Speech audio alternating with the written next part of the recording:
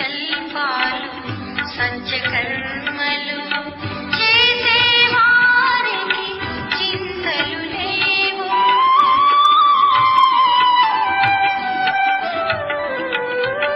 శుభ సంకల్పాలు సంచకర్మలు చేసేవారికి చింతలు లేవు.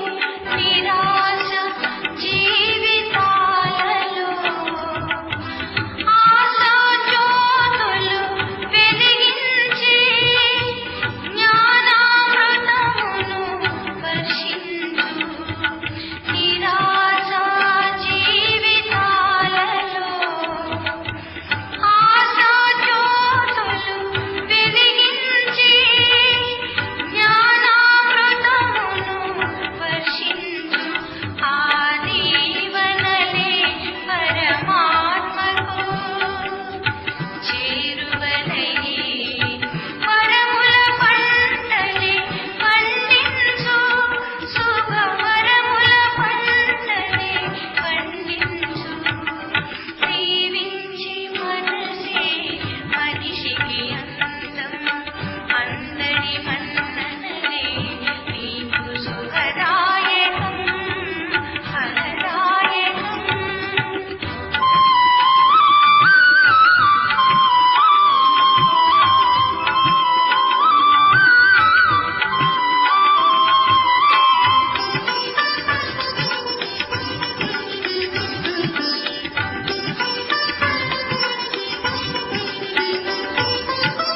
అమృత వేళలో అందరికై సద్గురు తండ్రిని ధ్యానించు.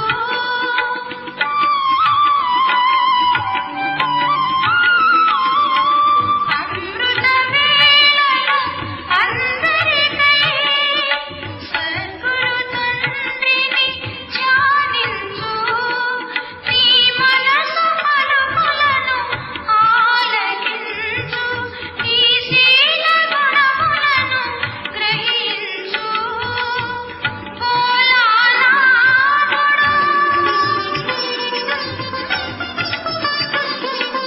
నీ మనసు పలుకులను ఆలకించు.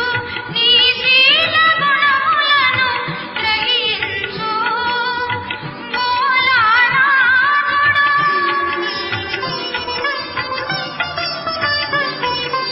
అనంత శక్తిని కలిగిస్తూ శుభ దీవెనలే నీకందించు. శుభ దీవెనలే నీవుని నింపు. దీవించే మనసే మనిషికి అందం. అందరి మన్ననలే నీకు శుభదాయకం ఫలదాయకం. దీవించే మనసే మనిషికి అందం. అందరి మన్ననలే నీకు శుభదాయకం ఫలదాయకం.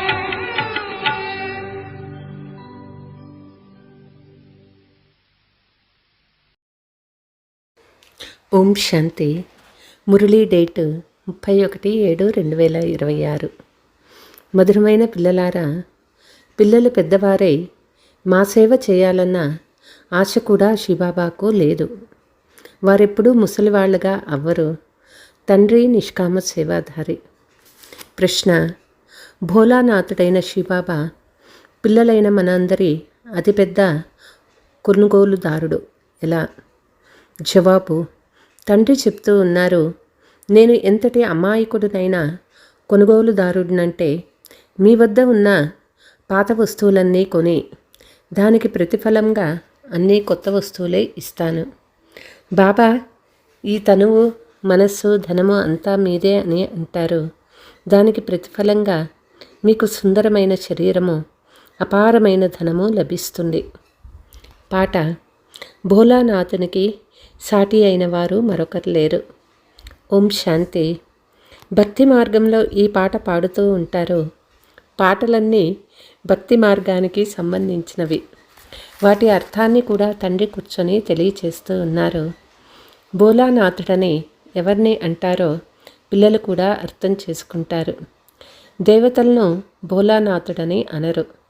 సుధాముని 2 పిడికిళ్ళు అటుకులు ఇస్తే అతనికి మెహళ్ళు లభించాయని అంటారు. అది కూడా ఎంతకాలం వరకు? 21 జన్మల కొరకు. తండ్రి వచ్చి భారతీయులకు తప్పకుండా వజ్ర వైడూర్యాల మెహళ్ళు ఇస్తారని ఇప్పుడు పిల్లలు మీరు అర్థం చేసుకున్నారు. దేనికి ప్రతిఫలంగా ఇస్తారు? బాబా, ఈ తనువు, మనస్సు, ధనము అన్నీ మీవే, మీరిచ్చినవే అని పిల్లలు అంటారు. ఎవరికైనా కొడుకు పుడితే భగవంతుడు ఇచ్చాడని అంటారు. ధనం కొరకు కూడా భగవంతుడు ఇచ్చాడని అంటారు. చెప్పేది ఎవరు? ఆత్మ. భగవంతుడు ఇచ్చారు అంటే తండ్రి ఇచ్చారు. తండ్రి చెప్తూ ఉన్నారు, మీ సర్వస్వాన్ని ఇప్పుడు ఇవ్వవలసి ఉంటుంది. దానికి ప్రతిఫలంగా నేను మీకు అత్యంత సుందరమైన శరీరాన్ని, అపారమైన ధన సంపదలను ఇస్తాను. కానీ ఎవరికి ఇస్తారు? తప్పకుండా పిల్లలకే ఇస్తారు. లౌకిక తండ్రి ద్వారా అల్పకాలిక ధనం లభిస్తుంది. అనంతమైన తండ్రి మనకు అనంతమైన వారసత్వం ఇస్తారు. జ్ఞానానికి, భక్తికి, పగలకు రాత్రికి ఉన్నంత వ్యత్యాసం ఉందని తండ్రి అర్థం చేయిస్తారు. భక్తిలో అల్పకాలిక లభిస్తుంది. ధనం ఉంటే సుఖం ఉంటుంది.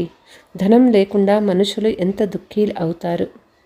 తండ్రి మనకు అపారమైన ధనం ఇస్తారు కాబట్టి సంతోషం కలుగుతుందని పిల్లలకి తెలుసు. సుఖధామంలో సుఖానికి కొరతే ఉండదు. ప్రతి ఒక్కరికి తమ రాజధాని ఉంటుంది. దానిని పవిత్ర గృహస్థ ఆశ్రమం అంటారు. కాబట్టి తండ్రి ఎంత అమాయకుడు! ఏం తీసుకొని ఏం ఇస్తారు? తండ్రి ఎంత మంచి కొనుగోలుదారుడు!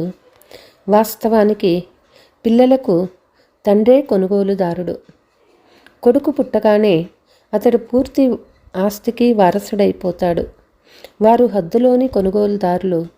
వీరు అనంతమైన భోలానాథుని అనంతమైన పిల్లల కొనుగోలుదారుడు. తండ్రి చెప్తూ ఉన్నారు, నేను పరంధామం నుండి వచ్చాను. పాతదంతా మీ నుండి తీసుకొని కొత్త ప్రపంచంలో మీకు అన్నీ కొత్తవే ఇస్తాను. అందుకే నన్ను దాత అని అంటారు. మీరు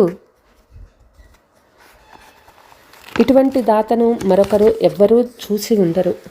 నిష్కామ సేవ చేస్తారు. తండ్రి చెప్తూ ఉన్నారు, నేను నిష్కామ సేవాధారిని. నాకు ఎటువంటి కోరిక లేదు. వృద్ధుడైన తండ్రిని పోషించటం పిల్లలైన మీ బాధ్యత. ఎందుకంటే నేను మిమ్మల్ని సంభాళించాను కదా అని నేను అనను. తండ్రి ముసలివాళ్ళైతే పిల్లలు అతడిని సంభాళించడం ఒక నియమము. ఈ తండ్రి ఎప్పుడూ వృద్ధునిగా అవ్వరు, సదా యువకునిగానే ఉంటారు. ఆత్మ ఎప్పుడూ ముసలిదిగా అవ్వదు. లౌకిక తండ్రికి తాను ముసలివాడైతే పిల్లలు చూసుకుంటారని వారి పట్ల ఆశ ఉంటుంది. భలే సర్వస్వాన్ని పిల్లలకి ఇచ్చిన వారి సేవ జరుగుతూ ఉంటుంది. నేను అభోక్తానని శివబాబా చెప్తూ ఉన్నారు. నేను ఎప్పుడూ తినను. నేను కేవలం పిల్లలైన మీకు జ్ఞానం ఇచ్చేందుకు వస్తాను. సుప్రీం రూహ్ పరమాత్మ కూర్చొని ఆత్మలకు అర్థం చేయిస్తూ ఉన్నారు. ఆత్మనే వింటుంది. ప్రతి విషయాన్ని ఆత్మయే చేస్తుంది. సంస్కారాలను కూడా ఆత్మనే తీసుకువెళ్తుంది. దాని ఆధారంగానే శరీరం లభిస్తుంది. ఇక్కడ అనేక మనుషులు మతాలు ఉన్నాయి. కొందరు ఆత్మనే పరమాత్మ అని అంటారు. ఆత్మకు ఏమీ అంటవు, ఆత్మ నిర్లేపి అని కొందరంటారు. ఆత్మ నిర్లేపి అయితే పాపాత్మ పుణ్యాత్మ అని ఎందుకంటారు? ఆత్మ నిర్లేపి అయితే పాప శరీరం పుణ్య శరీరం అని అనాలి కదా. సర్వాత్మల ఆత్మీక తండ్రి ఆత్మలైన మనల్ని ఈ శరీరం ద్వారా చదివిస్తూ ఉన్నారు. మీకు తెలుసు, ఆత్మను పిలుస్తారు కదా. మా తండ్రి ఆత్మ వచ్చింది, రుచి చూసింది అని అంటారు. ఆత్మనే రుచి చూస్తుంది. ఈ తండ్రి కొరకు అలా అనరు. వారు అభోక్త. బ్రాహ్మణులకు తినిపిస్తారు. ఆత్మ వస్తుంది, ఎక్కడో నివసిస్తూ ఉండవచ్చు. బ్రాహ్మణులు మొదలైన వారికి తినిపించడం భారతదేశంలో సాధారణ విషయము. ఆత్మని పిలుస్తారు, అనేక విధాలుగా ప్రశ్నిస్తారు. ఆత్మ చెప్పే ఎన్నో విషయాలు సత్యమవుతూ ఉంటాయి. ఈ శ్రాద్ధం తినిపించటం ఇవన్నీ డ్రామాలో నిర్ణయమై ఉన్నాయి. ఇందులో ఎవరూ ఆశ్చర్యపడలేదు. తండ్రి సంక్షిప్తంగా డ్రామా రహస్యాన్ని అర్థం చేయిస్తారు. విస్తారంగా డ్రామా గురించి తెలియచేయలేరు. ఒక్కొక్కరి గురించి అర్థం చేయించడానికి సంవత్సరాలు పడతాయి. పిల్లలు మీకు అత్యంత సహజమైన శిక్షణ లభిస్తుంది. పతిత పావన రండి, వచ్చి మమ్మల్ని పావనంగా చేయమని పాడతారు. వారి పేరే పతిత పావనుడు.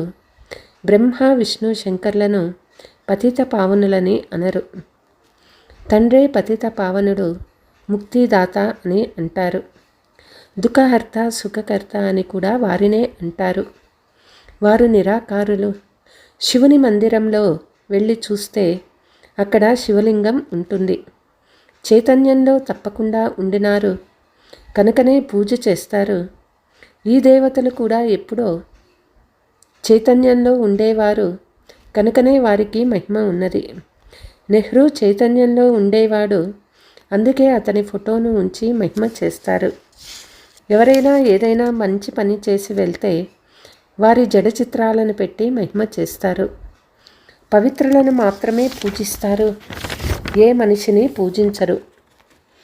వికారుల నుండి జన్మించే వారికి పూజ జరగదు. దేవతలు సదా పవిత్రంగా ఉంటారు కనుక వారికి మాత్రమే పూజ జరుగుతుంది. తండ్రి వచ్చి ఉన్నారు, మళ్ళీ ఇప్పుడు సంగమయుగంలో స్వర్గస్థాపన చేసేందుకు వచ్చారు. మళ్ళీ ద్వాపర యుగం నుండి రావణ రాజ్యం ప్రారంభమవుతుంది. రావణ రాజ్యము ప్రారంభమవ్వగానే వెంటనే శివుని మందిరాన్ని నిర్మిస్తారు. ఇప్పుడు చైతన్యంలో జ్ఞానం వినిపిస్తున్నారు. వారు సత్యమైన వారు, చైతన్యమైన వారు, వారి మహిమను పాడతారు. నిరాకారునికి శరీరం కావాలి కదా, తండ్రే వచ్చి విశ్వాన్ని స్వర్గంగా తయారు చేస్తారు. ఆ స్వర్గంలో రాజ్యం చేసేందుకు మీరు పురుషార్థం చేస్తూ ఉన్నారు. మీరు స్వర్గవాసులుగా అవుతున్నారు. నిరాకార పరంపిత పరమాత్మ జ్ఞానసాగర్లు. కానీ జ్ఞానాన్ని ఎలా వినిపించాలి? నేను ఈ శరీరంలో వచ్చాను, డ్రామాలో ఈ పాత్ర ఉంది, నేను ప్రకృతిని ఆధారంగా తీసుకుంటానని తండ్రి చెప్తూ ఉన్నారు. ఎవరు మొదటి నెంబర్ కలవారో వారి అనేక జన్మల అంతిమంలో నేను వచ్చి ప్రవేశిస్తాను. అతనికి బ్రహ్మ అని పేరు పెడతాను. మొదట మీరంతా బట్టీలో ఉండేవారు కనుక చాలామందికి పేర్లు పెట్టారు.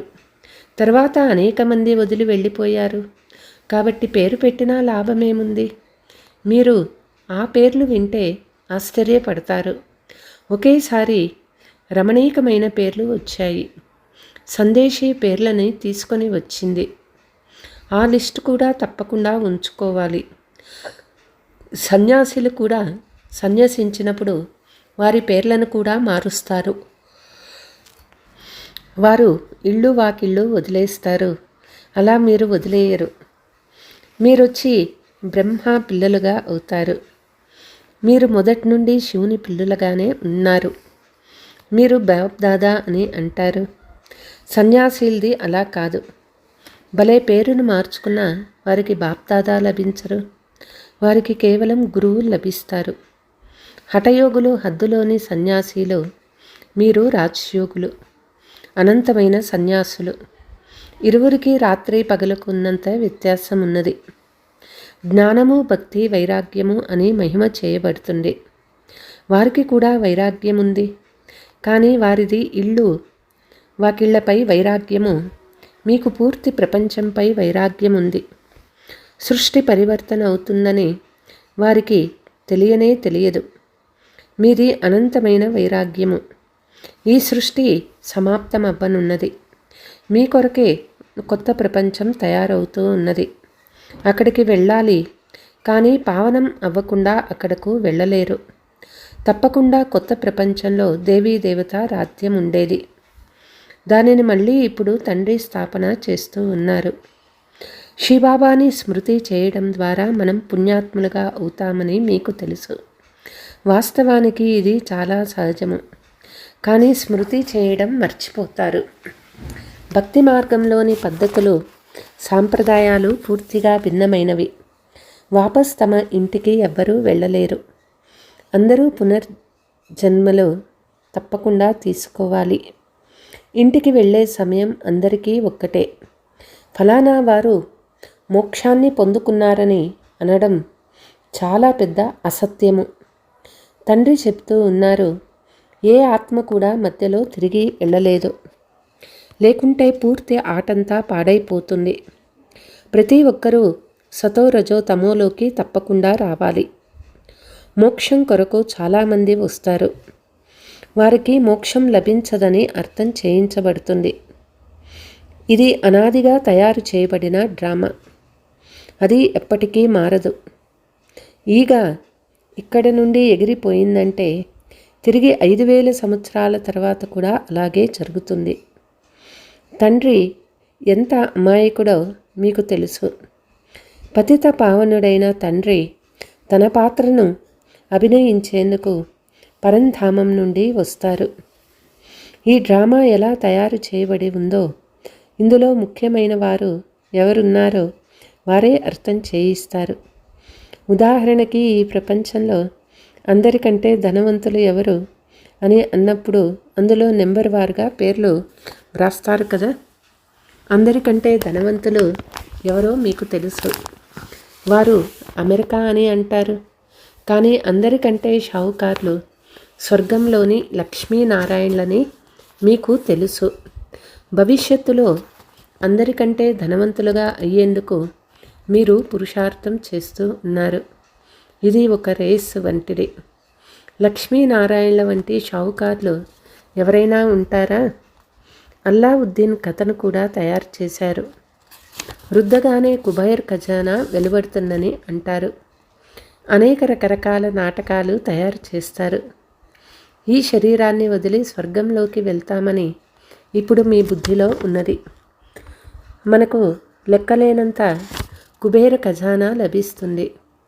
తండ్రి చెప్తూ ఉన్నారు, నన్ను స్మృతి చేస్తే మాయ ఒక్కసారిగా పారిపోతుంది. తండ్రిని స్మృతి చేయకుంటే మాయ చాలా సతాయిస్తుంది. బాబా మాకు మాయా తుఫాన్లు చాలా వస్తాయని అంటారు. మీరు తండ్రిని ప్రీతితో స్మృతి చేస్తే తుఫానులు ఎగిరిపోతాయి. నాటకాలు మొదలైనవి కూర్చొని తయారు చేశారు. నిజానికి అవేవీ లేవు. బాబా ఎంత సహజంగా అర్థం చేయిస్తారు. కేవలం తండ్రిని స్మృతి చేస్తే మీలో ఉన్న మిశ్రమాలన్నీ తొలగిపోతాయి. ఏ కష్టము ఇవ్వరు. ఆత్మ ఏదైతే పవిత్రంగా సత్యమైన బంగారంగా ఉండేదో అది ఇప్పుడు అసత్యంగా తయారైపోయింది. మళ్ళీ ఈ స్మృతి అనే అగ్ని ద్వారా సత్యంగా తయారవుతుంది. అగ్నిలో వేయకుండా బంగారం పవిత్రంగా అవ్వదు. దీనిని కూడా యుగ అగ్ని అని అంటారు. ఇది స్మృతి విషయము. వారు అనేక ప్రకారాలైన హఠయోగాలను నేర్పిస్తారు. లేస్తూ కూర్చుంటూ తండ్రిని స్మృతి చేయమని మీకు చెప్తూ ఉన్నారు. ఆసనాలు మొదలైనవన్నీ ఎంతవరకు చేస్తారు? ఇక్కడ నడుస్తూ తిరుగుతూ పనులు చేస్తూ స్మృతిలో ఉండాలి. భలే వ్యాధిగ్రస్తులై ఉన్నా పడుకొని అయినా తండ్రిని స్మృతి చేయవచ్చు. శివబాబాను స్మృతి చేయండి. చక్రాన్ని తిప్పండి, అంతే. దానినే వారు గంగా తీరంలో అమృతం నోటిలో ఉండని పాడతారు. గంగా తీరంలో గంగా జలమే లభిస్తుంది కనుక మనుషులు హరిద్వారంలో వెళ్ళి కూర్చుంటారు. తండ్రి చెప్తూ ఉన్నారు, మీరు ఎక్కడైనా కూర్చోండి. భలే వ్యాధిగ్రస్తులుగా ఉన్నా తండ్రిని స్మృతి చేయండి. స్వదర్శన చక్రాన్ని తిప్పుతూ ఉన్నప్పుడు ప్రాణం శరీరం నుండి తొలగిపోవాలి. ఈ అభ్యాసాన్ని చేయాల్సి ఉంటుంది. భక్తి మార్గ విషయాలకు ఈ జ్ఞాన మార్గ విషయాలకు రాత్రికి పగలకు ఉన్నంత వ్యత్యాసం ఉంది. తండ్రి స్మృతి ద్వారా మీరు స్వర్గానికి అధికారులుగా అవుతారు. ఎవరు యుద్ధ మైదానంలో మరణిస్తారో వారు స్వర్గంలోకి వెళ్తారని యుద్ధ మైదానంలో ఉన్న వారి గురించి చెప్తారు. వాస్తవానికి యుద్ధం ఇదే. వారు కౌరవ పాండవ సైన్యాలను చూపించారు. మహాభారత యుద్ధం జరిగిన తర్వాత ఏమైంది? ఫలితం ఏమీ వెలువడలేదు. పూర్తి ఘోర అంధకారంలో ఉన్నారు. ఏమీ అర్థం చేసుకోరు. అందుకే అజ్ఞాన అంధకారము అని అంటారు. తండ్రి మళ్ళీ వెలుగును ఇచ్చేందుకు వచ్చారు. వారిని జ్ఞానసాగర్లని అంటారు. మీకిప్పుడు పూర్తి జ్ఞానమంతా లభించింది. అది మూలవతనము. ఆత్మలైన మీరు ఎక్కడ నివసిస్తారో దానిని బ్రహ్మాండమని కూడా అంటారు. ఇక్కడ రుద్రయజ్ఞాన్ని రచించినప్పుడు తండ్రితో పాటు ఆత్మలైన మీకు కూడా పూజ చేస్తారు. ఎందుకంటే మీరు అనేక మంది కళ్యాణం చేస్తారు. తండ్రితో పాటు మీరు విశేషంగా భారతదేశానికి, ప్రపంచానికి ఆత్మీక సేవ చేస్తూ ఉన్నారు. అందుకే తండ్రితో పాటు పిల్లలైన మీకు కూడా పూజ జరుగుతుంది. అచ్చా, मीठे मीठे सिकीलते बच्चों प्रति मात पिता बाप दादा का याद प्यार और गुड मॉर्निंग. रूहानी बाप की रूहानी बच्चों को नमस्ते. हम रूहानी बच्चों की रूहानी मात पिता बाप दादा को याद प्यार गुड मॉर्निंग नमस्ते नमस्ते. ధారణ: మాయా తుఫాన్ని తరిమి కొట్టేందుకు తండ్రిని చాలా ప్రీతిగా స్మృతి చేయాలి. ఆత్మను యోగ అగ్ని ద్వారా సత్యమైన బంగారుగా తయారు చేసుకోవాలి. అనంతమైన వైరాగ్యం కలవారై ఈ పాత ప్రపంచాన్ని మర్చిపోవాలి. ప్రపంచం మారుతూ ఉంది. కొత్త ప్రపంచానికి వెళ్ళాలి. కనుక దీని నుండి సన్యాసం తీసుకోవాలి. వరదానము: అడుగడుగుపై సావధానం ఉంచుతూ పదమాల సంపాదన జమ చేసుకునే పదంపతి భవ. తండ్రి పిల్లలను చాలా ఉన్నతమైన స్థితిలో ఉండాలని సావధానం ఇస్తారు. అందుకే ఇప్పుడు ఇది కొంచెం కూడా అజాగ్రత్తగా ఉండే సమయం కాదు. ఇప్పుడైతే అడుగడుగులోనూ జాగ్రత్తగా ఉంటూ ప్రతి అడుగులో పదమాల సంపాదన చేస్తూ పదంపతులుగా అవ్వండి. పదమాపదం భాగ్యశాలి అనే పేరు అనుసారం కర్మలు కూడా అలాగే ఉండాలి. ఒక అడుగు కూడా పదమాల సంపాదన లేకుండా ఉండరాదు. కనుక చాలా ఆలోచించి అర్థం చేసుకొని శ్రీమతం అనుసారం ప్రతి అడుగు వేయండి. శ్రీమతంలో మన్మతం మిక్స్ చేయకండి. స్లోగన్: మనస్సుని ఆజ్ఞానుసారం నడిపిస్తే మన్మనాభవ స్థితి స్వతహాగా ఉంటుంది.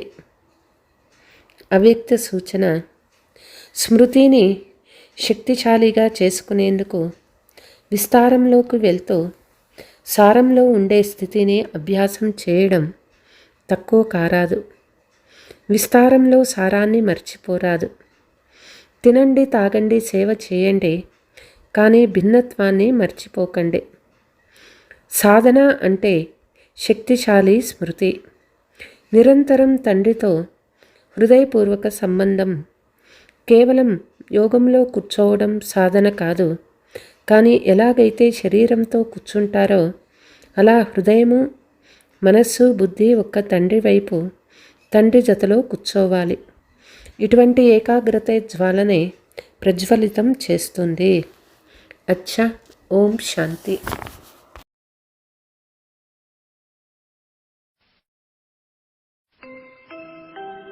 సద్భావనలతో సహకారములతో సుందర సృష్టిని నెలకొల్పాలి.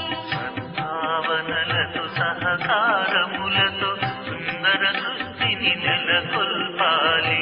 సర్వుల సుఖమే కోరాలి. నవ్య సంస్కృతిని తేవాలి. సర్వుల సుఖమే కోరాలి. నవ్య సంస్కృతిని తేవాలి. దివ్య సంస్కృతి రావాలి. సద్భావనలతో సహకారములతో సుందర సృష్టిని నెలకొల్పాలి.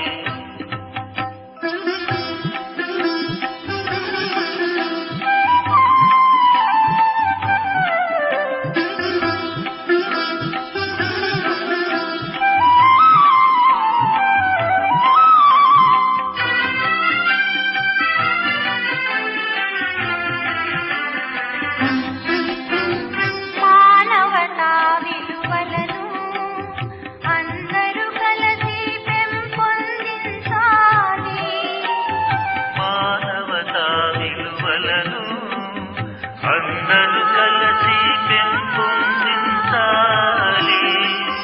రాజహంసలై అవగాహనతో గుణమూర్తులే కావాలి. రాజహంసలై అవగాహనతో గుణమూర్తులే కావాలి. అవగుణాలను విడవాలి. ప్రేమ దయా క్షమ సహనశీలతను అలంకరించుకొని నడవాలి. పావన సృష్టిని నెలకొల్పాలి. సద్భావనలతో సహకారములతో సుందర సృష్టిని నెలకొల్పాలి.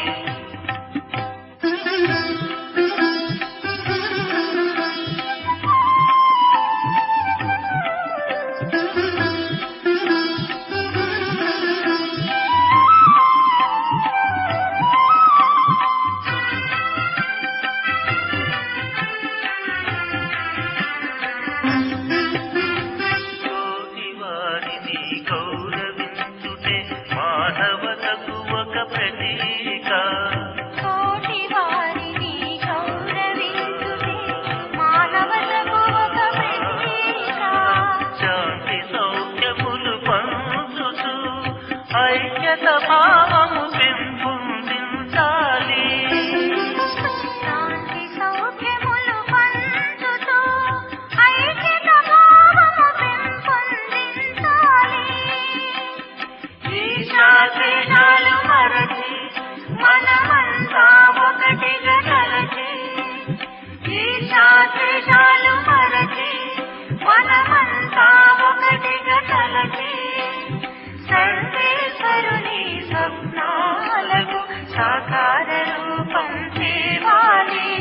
సర్వేశ్వరుని స్వప్నాలకు సాకార రూపం తేవాలి. సద్భావనలతో సహకారములతో సుందర సృష్టిని నెలకొల్పాలి. సద్భావనలతో సహకారములతో సుందర సృష్టిని నెలకొల్పాలి. సర్వుల సుఖమే కోరాలి.